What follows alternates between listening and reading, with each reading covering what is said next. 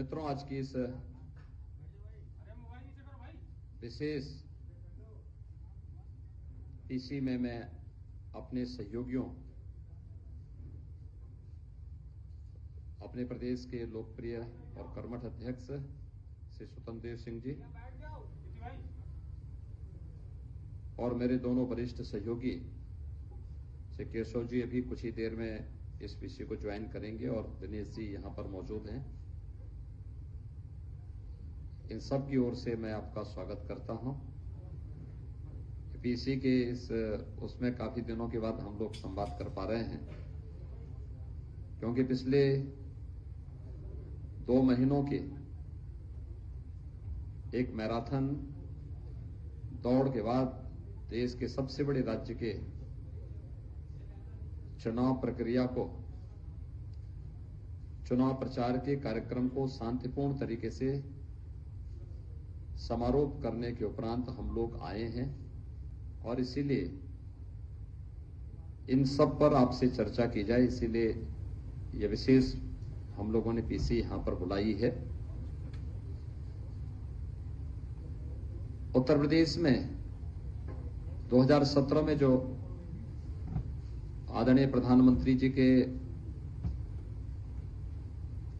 मार्गदर्शन में भारतीय जनता पार्टी ने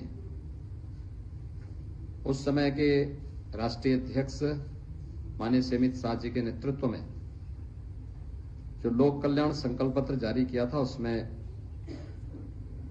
प्रदेश को दंगा मुक्त, भय मुक्त और एक सुरक्षित प्रदेश बनाने की जो बात की थी, विगत 5 वर्षों के दौरान उस पर हुए प्रभावी क्रियान्वयन का परिणाम शांतिपूर्ण तरीके से देश के सबसे बड़े राज्य का विधानसभा का चुनाव 6 चरणों का व्यतीत हो चुका है। 7वें चरण के प्रचार का कार्य अब कुछ ही देर में समाप्त होने वाला है और परसों 7 मार्च को 7वें चरण का मतदान भी होगा। आप देखेंगे, अगर इसकी तुलना 2017, 2014, 2012 या 2007 के विधानसभा चुनाव या 2009 के लोकसभा चुनाव से अगर आप करेंगे तो उस दौरान जो व्यापक हिंसा होती थी, अराजकता का तांडव देखने को मिलता था, उससे इतर शांतिपूर्ण तरीके से चुनाव प्रक्रिया को आगे बढ़ाने में भारत निर्वाचन आयोग को भी कानून की राज का ये लाभ प्राप्त हुआ, जिसके कारण 6 चरणों का चुनाव शांतिपूर्ण तरीके से संपन्न हुआ है और 7वें चरण का प्रचार का कार्य भी शांतिपूर्ण तरीके से संपन्न हो चुका है। परसों 7वें चरण का मतदान भी होगा। उत्तर प्रदेश जैसे राज्य में शांतिपूर्ण तरीके से चुनाव हो, यह अपने आप में कौतूहल और आश्चर्य का विषय हो सकता है बहुत सारे लोगों के लिए, लेकिन भारतीय जनता पार्टी की डबल इंजन सरकार ने इसे वास्तविक हकीकत में बदलने का काम भी किया है। 5 वर्ष की डबल इंजन सरकार की उपलब्धियों में से यह भी एक आता है। मित्रों, पूरे प्रचार के दौरान प्रदेश के अंदर सभी 75 जनपदों में हमें जाने का अवसर प्राप्त हुआ और पिछले 2 महीनों के दौरान मैं इस बात को कह सकता हूं कि Bharatiya Janata party double engine सरकार ने जो कहा सो करके दिखाया था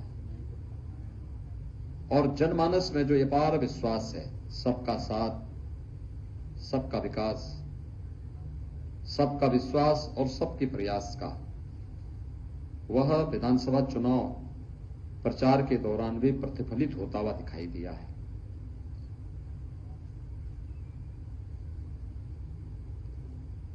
यह सच है कि 2014 से पहले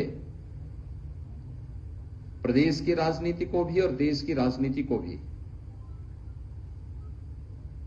कांग्रेस और अन्य क्षेत्रीय दलों ने जाति, मत, मजहब, क्षेत्र, भाषा और तमाम अन्य बातों के आधार पर विभाजित कर दिया था। और इस उधेड़बुन में मूल बिंदुओं पर ध्यान नहीं जा पाता था। ये पहली बार देखने को मिला है जब 2014 में प्रधानमंत्री मोदी जी के नेतृत्व में इलेक्शन लड़े गए और भारत के सामान्य निर्वाचन के लिए उस समय इलेक्शन के एजेंडे को जो धार उन्होंने दी थी, लोकसभा चुनाव के पहले प्रधानमंत्री जी ने नारा दिया था सबका साथ और सबके विकास का। लोगों को लगता था कि ये वास्तव में क्या है, लेकिन जब 2014 में सरकार बनी और सरकार ने अपने बिंदुओं को फोकस किया देश की आंतरिक और बाह्य सुरक्षा को लेकर, देश की आस्था के सम्मान को लेकर, देश की इंफ्रास्ट्रक्चर डेवलपमेंट को लेकर के और गरीब कल्याणकारी योजनाओं का लाभ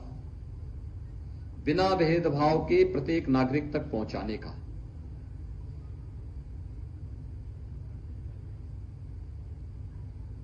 देश का एजेंडा बदला है मोदी जी ने। जो जाति, मत, मजहब, क्षेत्र, भाषा और परिवार तक सीमित था, वह प्रधानमंत्री मोदी जी ने गांव, गरीब, किसान, नौजवान, महिलाएं और समाज के उन सभी उपेक्षित, दबे कुचले तबकों तक पहुंचाने का काम किया जो आजादी के बाद शासन की योजनाओं से वंचित थे, जो विकास की प्रक्रिया में पिछड़ गए थे और जिन्हें सरकार के सहयोग और सहारे की आवश्यकता थी, उन सबको ये संबल देने का काम प्रधानमंत्री मोदी जी के नेतृत्व में हुआ।